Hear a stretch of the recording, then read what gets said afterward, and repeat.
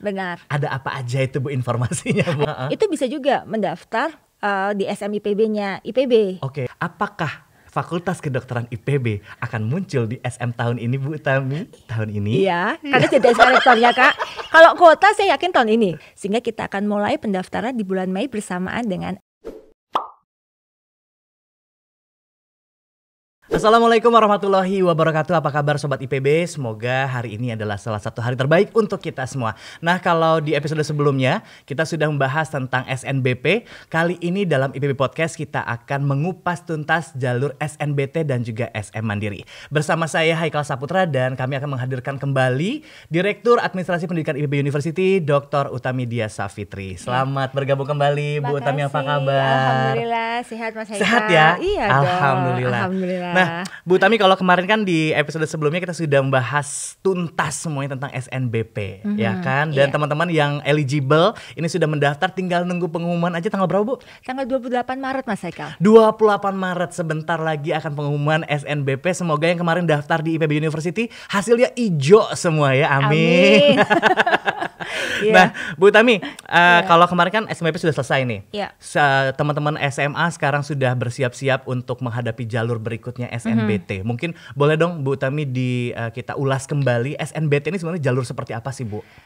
Ya, makasih Mas Haikal. Jadi SNBT ini adalah seleksi nasional berbasis tes. Jadi yang boleh ikut adalah siswa-siswa yang nggak perlu eligible semuanya. Siapa saja boleh ikut. Seluruhnya? Seluruhnya boleh ikut. Nah ini boleh juga yang gap year Mas Haikal. Jadi yang 3 tahun lulusan terakhir.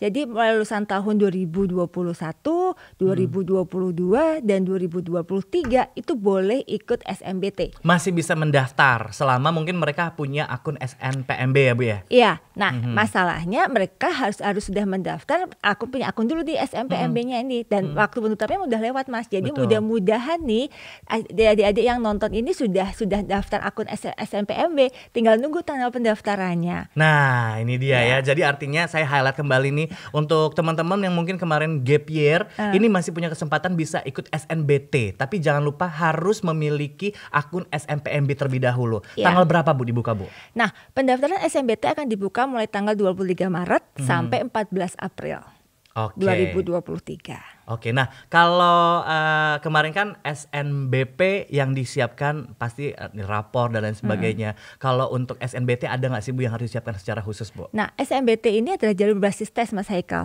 Jadi nanti adik-adik akan ikut tes. Nah, ikut tesnya ini adik-adik boleh kok, semua jurusan juga boleh di perguruan tinggi negeri.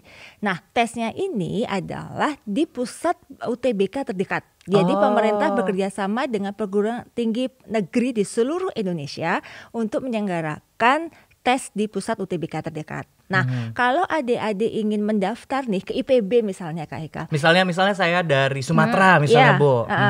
Nah, kalau dari Sumatera pengen masuk IPB, nggak perlu tes di IPB Kak. Nggak perlu. Jadi pilihannya nanti pada tanggal 23 Maret sampai tanggal 14 April milihnya ke IPB. Tapi milih tesnya di perguruan tinggi terdekat di lokasi adik-adik sekalian. Oke, wah ini menarik banget, informasi penting sekali ya. Jadi nanti selama periode pendaftaran sudah dibuka SNBT gitu kan, ya kan? Pilihnya IPB University. Pilihan 1, pilihan 2 boleh ya Bu ya? Boleh. Tapi nanti ketika tes nggak perlu ke IPB. Iya, benar. Nggak perlu datang langsung ke IPB, tapi bisa ikut tes di lokasi terdekat SNBT. Iya, benar. Wah, luar biasa sekali. Nah, ini Kak, ada satu lagi nih. Nanti bagi adik-adik yang ikut SNBP, tahan dulu nih sampai pengumuman SNBP.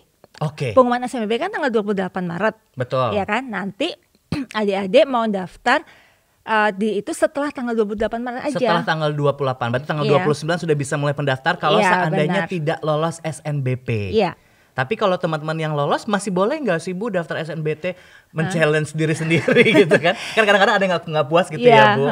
Nah itu sebenarnya by peraturan nggak boleh Kak. Nggak boleh ya? Nggak boleh. Jadi bagi adik-adik yang nanti diterima SNBP-nya tidak boleh ikut SNBT. Secara sistem akan diblokir selama 3 tahun ke depan Kak. Gak hanya 1 tahun, tapi selama 3 tahun ke depan. Berarti artinya kemarin persiapan SNBP itu sangat penting ya Bu dalam memilih jurusan. Kalau dulu mungkin ketika kita nggak diterima di SMPTN misalnya zaman dulu gitu ya, nggak suka dengan program studinya, dia daftar lagi.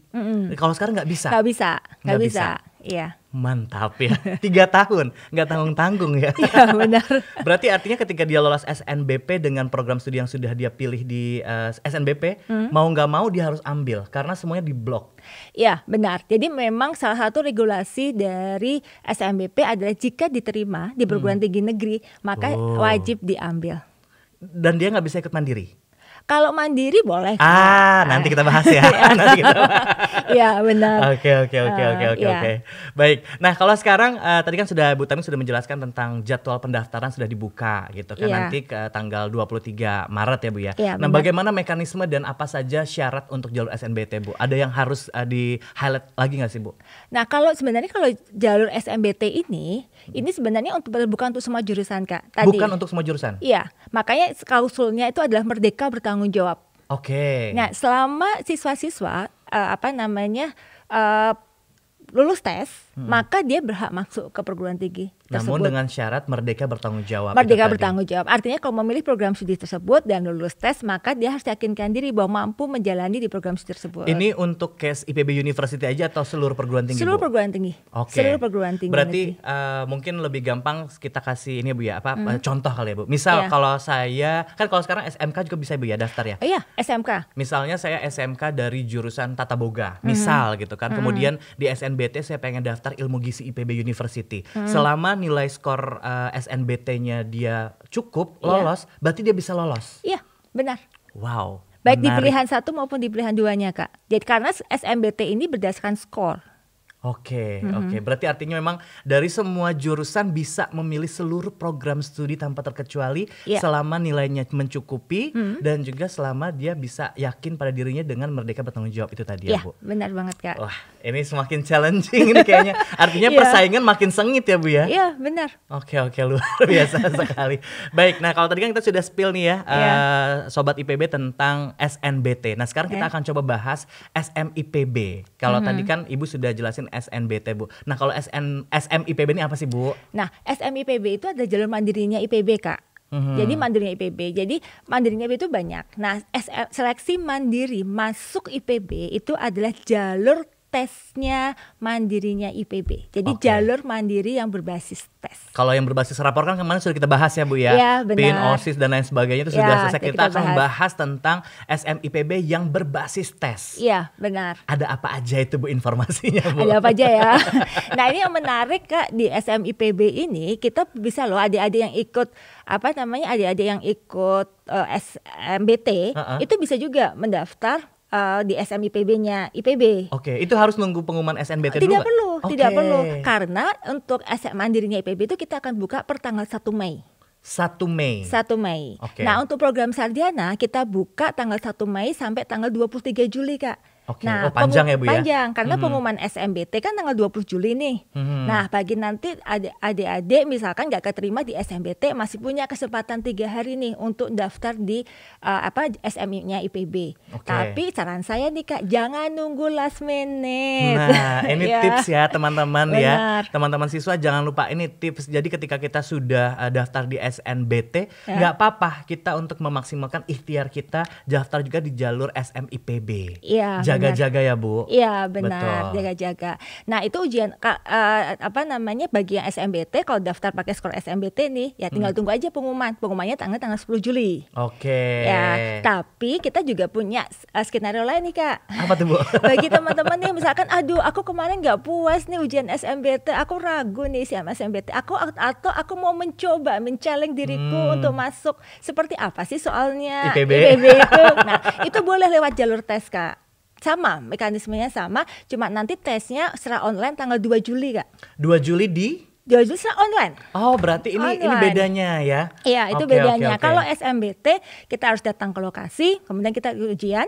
Tapi kalau SM-nya IPB online Kak, 1 jam 25 soal. Wow, menarik ya. Iya. Ini saya highlight kembali ya teman-teman semuanya untuk sobat Iya. IPB yang mungkin nanti akan daftar di SNBT, kemudian dia bisa daftar lagi di SMIPB. Iya. tidak perlu menunggu pengumuman SNBT. Tidak perlu, Kak. Itu yang pertama ya. Yang kedua adalah ketika nanti teman-teman mendaftar di SMIPB, bedanya sama SNBT adalah kalau SNBT tadi kata Bu Tami bilang harus offline, ya kan? Benar. Tapi kalau teman-teman daftar di SMIPB tidak perlu datang langsung ke IPB. Jadi mengerjakannya online saja dari tempat teman-teman semuanya. 1 jam. 1 jam 25 soal. Kebayang sih Bu, 25 soal 1 jam tuh kayaknya susah.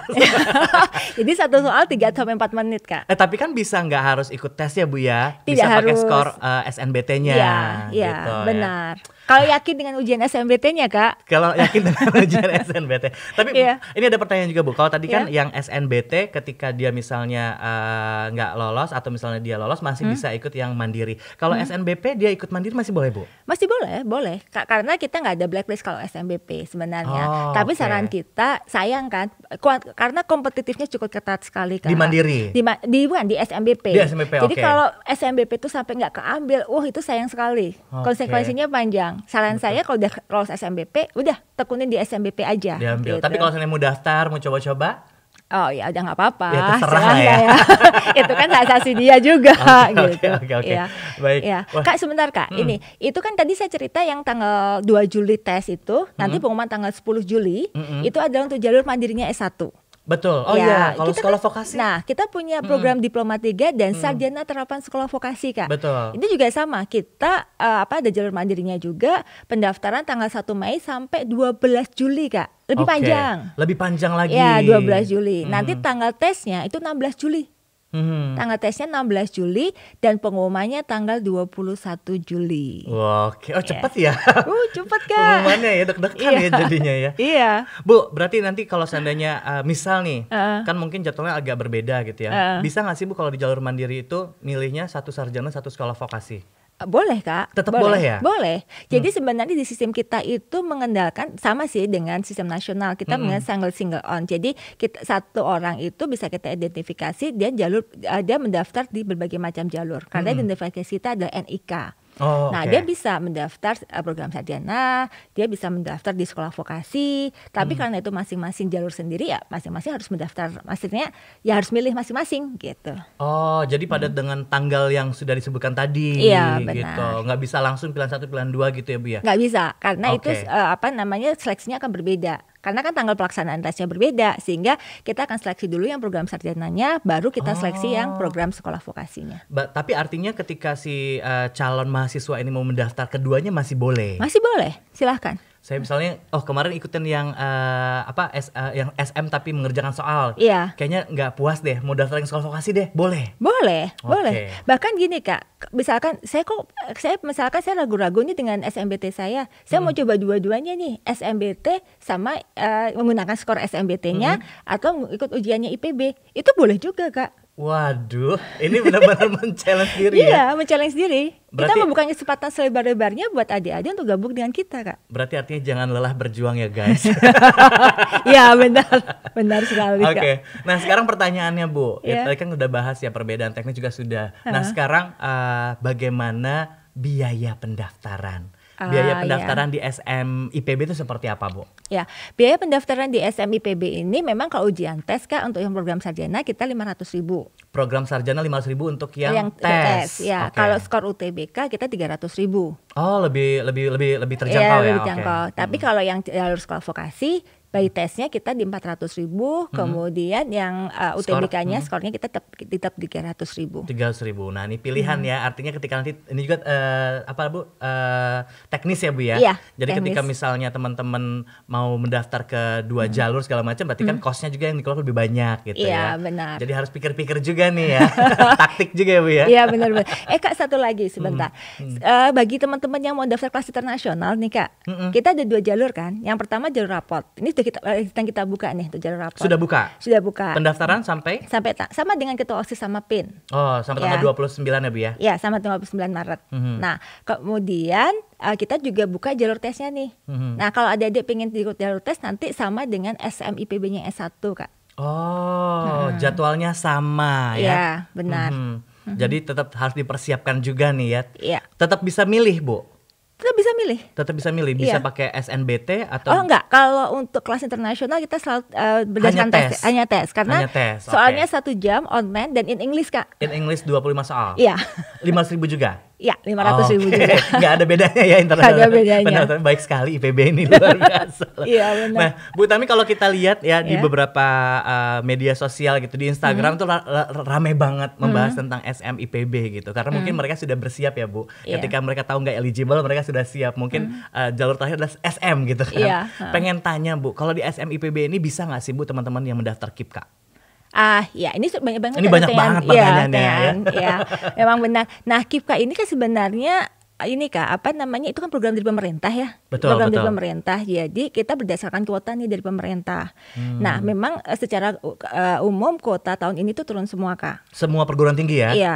Nah, kita memang prioritas untuk SNBP sama SNBT. Oh. Nah, jika nanti misalkan masih ada kuota dan memang teman-teman emang eligible untuk di KIPKA, ya akan kita fasilitasi sebenarnya. Oke, berarti artinya ada kemungkinan teman-teman yang mendaftar jalur mandiri juga bisa mendapatkan KIPKA. Iya. Selama itu tadi ya Bu ya, regulasi dari pemerintah kan memang fokusnya untuk SNBP dan SNBT gitu ya Iya, Bu. benar. Ketika ada sisa kuota bisa dilimpahkan ke teman-teman yang masuk lewat jalur mandiri. Iya, benar Kak. Betul ya? Iya. Jadi semangat teman-teman ya, peluang itu masih ada. Iya, benar Kak. Lagian kan di IPB juga banyak beasiswa kan Kak. Betul. Yang penting itu sekarang adalah bagaimana bisa bergabung dan masuk ke IPB University. Lulus dulu di IPB, terima Iya. dulu di IPB, baru Iya, kita benar. carikan nanti beasiswa dan lain sebagainya ya Bu ya. Iya, benar Kak. Nah terkait dengan beasiswa nih Bu, kan kadang-kadang orang mikir aduh kuliah di IPB jauh gitu kan, gak dibolehin sama orang tua, biaya hidupnya mahal dan lain sebagainya gitu ya. Nah kalau berbicara soal biaya hidup Bu, living cost gitu di IPB,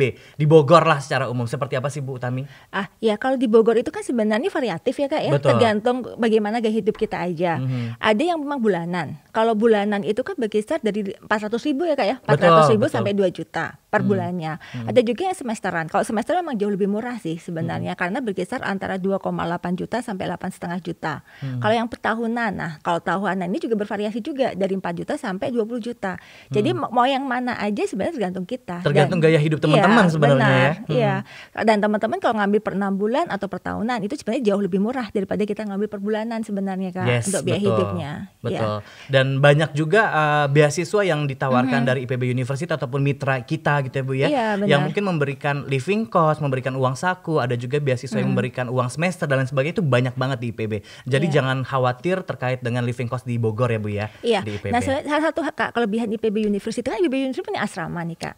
Betul. Ya, asrama. Jadi nanti untuk adik-adik ini yang misalkan keterima dari KIPKA itu prioritas Kak masuk asrama. Tahun ini masih sama Bu ya? Masih sama, dan bagi yang membutuhkan juga bisa kok daftar ke asrama jika memang membutuhkan gitu. Jadi sebenarnya jangan takut dulu deh untuk datang ke Bogor.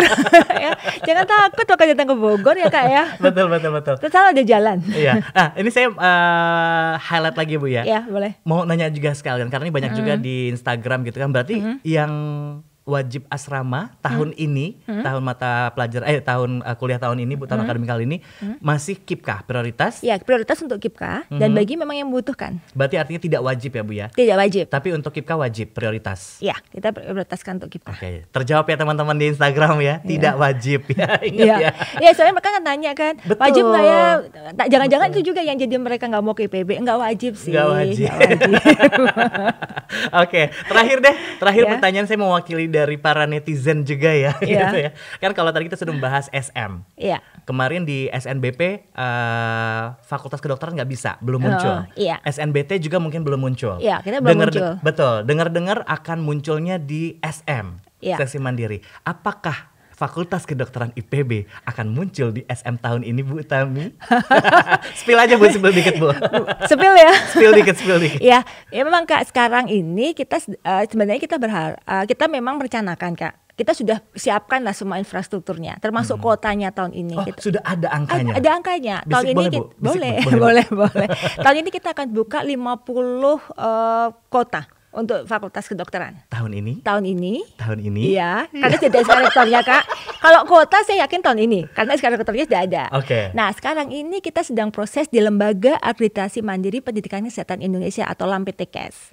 Sedang proses akreditasi. Mudah-mudahan kalau bulan Mei sudah keluar hasil akreditasinya, sehingga kita akan mulai pendaftaran di bulan Mei bersamaan dengan SMIPB. Bulan Mei siap-siap teman-teman semuanya ya. Yang kemarin banyak banget di Instagram simpang siur segala macam. Tanya kapan buka gitu ya.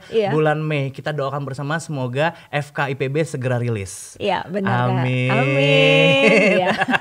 Kayaknya hari ini episode kali ini semua pertanyaan netizen sudah terwakili semua Bu Tami. Iya, benar Kak. Bu Tami mungkin sebelum kita closing ada lagi yang ingin disampaikan untuk sobat IPB, silahkan Bu. Iya. Sobat IPB, saya berharap sobat-sobat tetap berjuang, bergabung dengan IPB. Masih banyak hal, banyak jalur yang bisa dilalui. Salah satunya adalah jalur tes.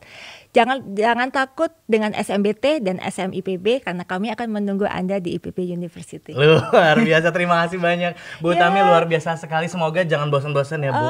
Nanti episode-episode berikutnya ini masih banyak sekali nih pertanyaan netizen ini sudah banyak ini Bu ya. Kita jumpa lagi di podcast. Dan untuk sobat IPB semuanya terus saksikan kami ya. Jangan lupa untuk subscribe juga karena informasi-informasinya akan banyak sekali kita publish di IPB TV. Dan sekali lagi seperti kata Bu Tami bilang, jangan putus asa, tetap semangat, terus berjuang. Kami tunggu kalian semuanya di IPB University. Saya Haikal Saputra pamit. Terima kasih banyak. Assalamualaikum warahmatullahi wabarakatuh dan sampai jumpa. Sama-sama.